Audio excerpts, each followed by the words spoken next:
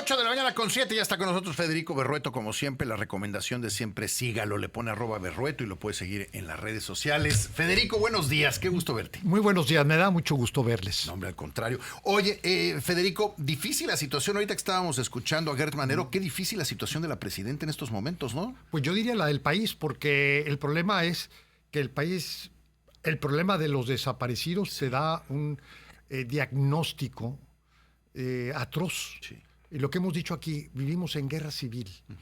Los desaparecidos actualmente son 41 diarios en este gobierno.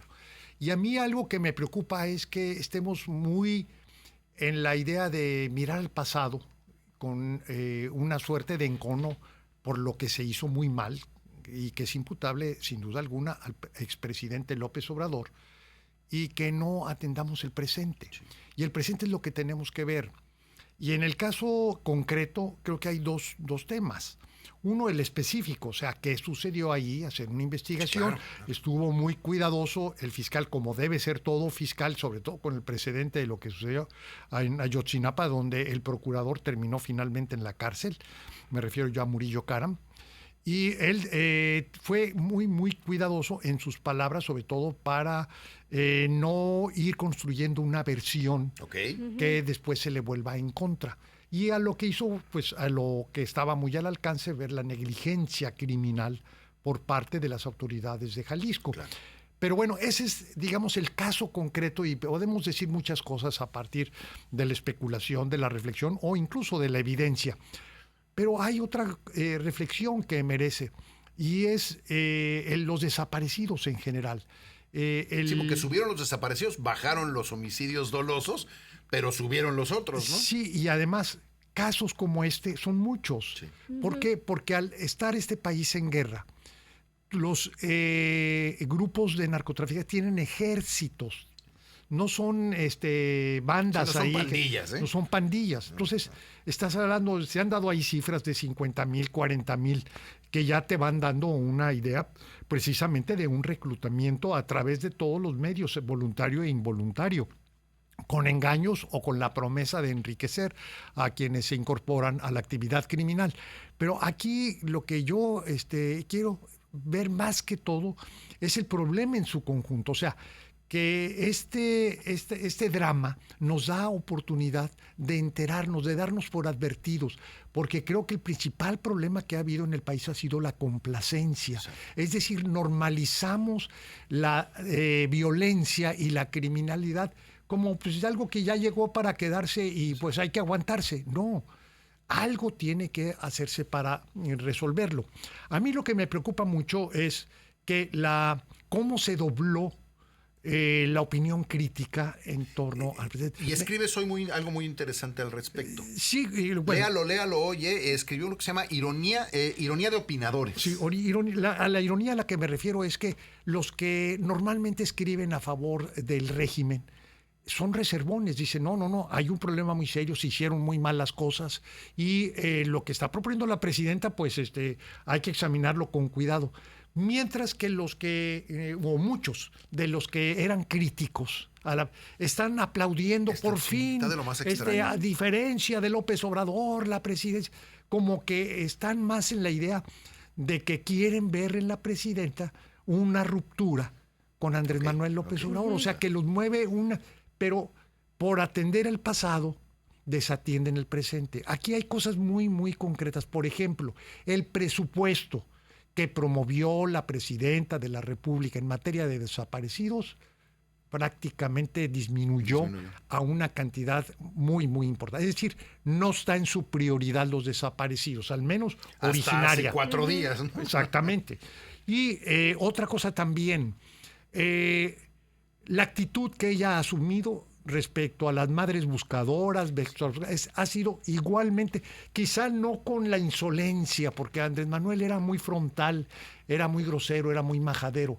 Ella es una dama, sin duda alguna, pero en la sustancia es lo mismo, o sea, el desdén a las víctimas, sí.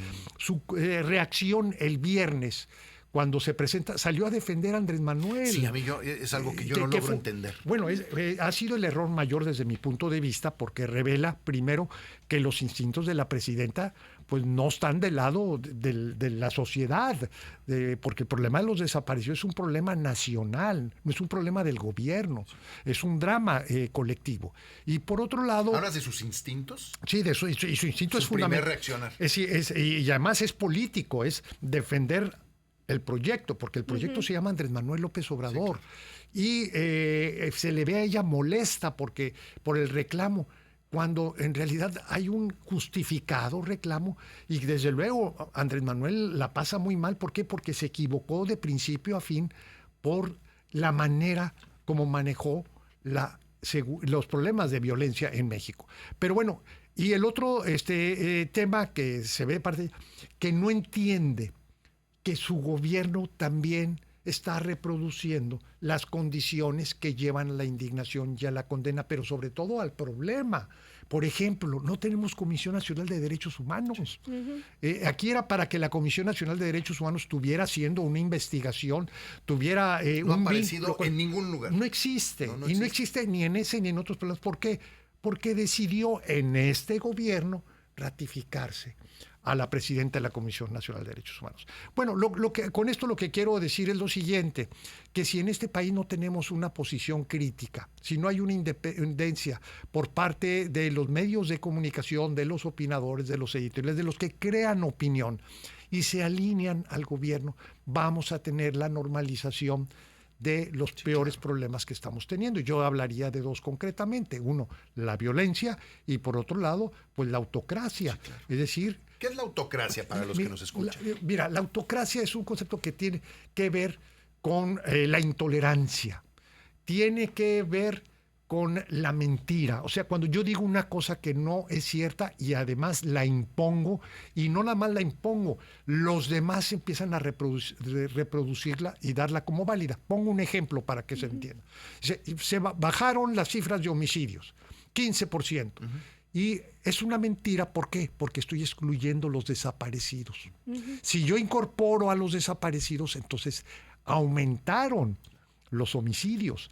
Muchos de los desaparecidos, no todos, pero en una gran proporción, son homicidios. Claro. Entonces ahora convergen el interés del gobierno y el interés de los criminales. En vez de exhibir en puentes o toda esa cosa horrible que han hecho en el pasado los criminales, pues mejor escondámoslo. Sí, claro. Y así, pues todos felices porque vivimos en una aparente normalidad. Sí, que la brutalidad no se vea tan fea. Exactamente, pero... Pero ¿eh? No, pero imagínense nada más, una madre que perdió, o una esposa, o una hija que perdió al padre. Lo menos que dice, bueno, cuando menos entréguenmelo para darle cristiana sepultura, pero cuando te enfrentas al drama, que ni siquiera puedes dar con los restos, cuando tienes ya la convicción de que fue ejecutado. ¿No? Ahora, hay un tema que no se ha dicho. En este país ha habido muchos migrantes que han perdido la vida aquí, ¿eh? Que han perdido y de esos, ¿cómo tienes tu registro? Porque si es mexicano, bueno, a lo mejor la familia hace el reclamo. ¿Cómo hace el reclamo una familia de Haití, una familia de Venezuela? O sea, la cifra que tenemos de estos campos de exterminio seguramente es mucho mayor de la que creemos. Tal vez mi pregunta va a ser un poco básica, pero... ¿por qué hay desaparecidos? ¿Todos son por reclutar por el crimen organizado? Yo, mira, bueno, primero, el tema de los desaparecidos como fenómeno masivo es reciente. Y creo que aquí hay dos objetivos. Uno, el institucional. Tú mides la eficacia del gobierno a partir de la estadística de homicidios, no de desaparecidos. Yo, por ejemplo, acabo de escuchar a Ciro, que es uno de los más rigurosos, que siempre está siguiendo, y dice, ahora fueron tantos homicidios, pero no dijo desaparecidos. Y hay 40 desaparecidos, que es el promedio que hemos tenido. Hoy va a haber 40 más. 40 más. Entonces tú dices, bueno, hubo 60 o 70. No. Papito, auméntale 40. Sí, claro. Entonces, porque mucha gente que es secuestrada la desaparecen y nunca la encuentran. Pues sí, desaparecen el cuerpo. El problema no son los reclutados, el problema es la cantidad de gente que ha muerto y la han escondido para que no los encuentren. Así es. Y yo creo que también por parte de los criminales hay una intención precisamente para ocultar la magnitud del exterminio que hay Pues de por por eso medio. los derretían en ácido y por eso tantas cosas. Así ¿no? es, y que te digo, siempre ha existido ese tema. De hecho, antes el perpetrador era el Estado, los aventaban de aviones, y en Por ejemplo. o sea, eran casos, pero eran casos, digamos, aislados de una voluntad de desaparecer a las víctimas. Pero aquí el tema es que ahora ya se volvió masivo. Estamos hablando de cantidades, por ejemplo, en el sexenio de Andrés Manuel, de 52,000 desaparecidos. Y ahora, como les decía, estamos hablando diariamente de 41, 42 desaparecidos. Ahora, sin embargo, votamos por nuestras autoridades y seguimos en una... Esto hay quien dice, a ver, este es el colapso de la democracia, ¿eh? Y nos vamos a la autocracia. Pero hay otros que dicen, no, pero si de todos modos seguimos votando por esto, es democrático. La democracia parece ser que no se ve afectada por esto, cosa que yo no estoy de acuerdo. Sí, bueno, a mí lo que me preocupa mucho son los términos del debate público y creo que esto es una responsabilidad más que de la sociedad. Los gobiernos, todos los gobiernos tienden a autoafirmarse, a justificarse, hacen del uso de la comunicación y de la propaganda, pues es un recurso precisamente para ganar aceptación.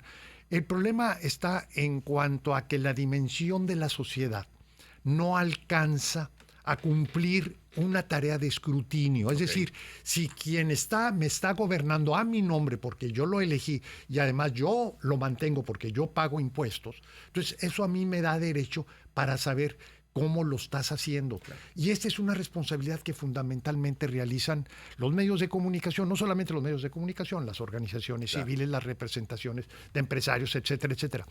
Pero cuando toda esta parte social se alinea al régimen, ¿verdad? Entonces lo que vamos a tener, bueno, son niveles de aceptación de 80% en medio pues de una economía mal manejada o muchos problemas económicos, problemas de violencia, déficit, una serie de cosas. Entonces, ¿qué quiere decir? Que no nos está funcionando el sistema democrático. Veamos como ejemplo, y con esto no quiero abundar mucho para no fastidiar a nuestro auditorio, pero tengo que poner un ejemplo, es lo que está sucediendo en Estados Unidos.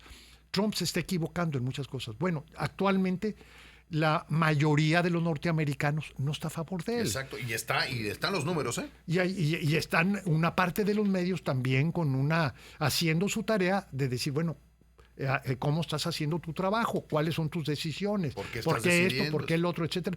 Entonces, esta parte en México creo que es la que no se dio. Y no se dio, tan es así que, insisto, los altos niveles de aceptación de los gobernantes son más que testimonio de éxito, la prueba del fracaso del escrutinio social. Sí, totalmente, totalmente. Oye, Fede, antes de irnos nada más, me llamó la atención, la presidenta se echa para atrás con la reforma relacionada con el ISSSTE. Sin embargo, los maestros ahí siguen. Estamos buscando a alguien que nos explique claramente qué es lo que necesitan los maestros, pero es un golpe también para la presidenta, ¿no? Para el gobierno mexicano. Bueno, se echó para atrás. Yo lo que creo es que vamos a seguir viendo cada vez más expresiones de la dificultad del gobierno para poder conducir el conflicto social. O sea, los partidos políticos prácticamente sobre todo los opositores, sí, claro, ya no sirven. Es una de sus tareas. Las organizaciones normales, vamos a decir el CENTE, por hablar de una institución que también canalizaba la inconformidad, exacto, o las expresiones, etcétera, también han perdido interlocución. Y esto a lo que lleva es que cada vez van a ser más las expresiones radicales. ¿Por qué? Porque estamos sacando a la política de los canales institucionales. Y esto que tenía una historia muy atractiva al principio, se está volviendo tragedia. ¿Por qué? Porque el gobierno ya no tiene dinero. Es que el tema es el dinero, ¿verdad? El dinero, claro.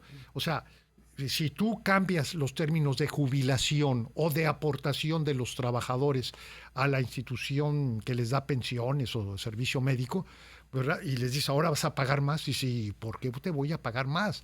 Entonces, preparémonos porque eso es lo que viene hacia adelante. La economía mexicana trae problemas muy severos, unos heredados, otros del entorno externo y otros también porque se cometieron errores.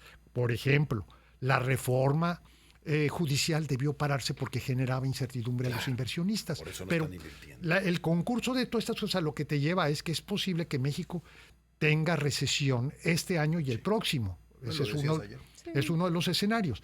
Y al haber recesión, pues no es una cosa que ahí está y no pasa nada. No, es que no hay dinero y esto, conforme el gobierno tiene menos dinero, pues no puede pagar una serie de... Lo que la ley le obliga hoy en el tema, por ejemplo, de los maestros. Entonces, oye, de los maestros y de las pensiones contributivas y no contributivas, sí, ¿no? Claro.